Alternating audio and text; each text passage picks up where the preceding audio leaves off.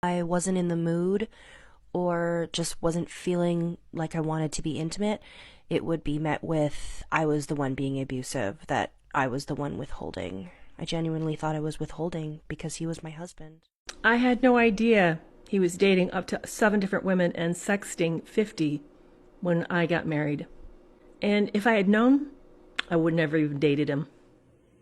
The first panic attack I ever had was in a health clinic right before I got STD screened, because 2 days prior to that, I had found out my monogamous partner that I was having unprotected sex with had been sleeping around with multiple people for the last 5 months. I was in a relationship with someone that I loved and trusted, and we had an agreement to use protection during relations.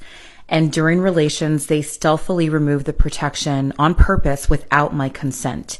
And when I realized it, I felt completely violated because now I was facing potential unwanted pregnancy and exposure to STI. The abuser that I was with would not leave me alone. He followed me from room to room. He would spy on me when I was getting dressed or when I was getting undressed or when I was in the shower. I always had to lock the doors.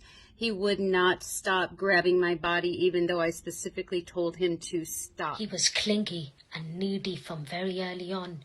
I thought it was love, but it was really possessive. I was called a slut, uncaring, and that I needed to try harder. Yet he was the one who was cheating. I realized it was not me. He was a product of his own trauma, and he projected that very trauma onto me. I would have never engaged in an intimate relationship with him had I known the intimate relationships that already existed within his family unit.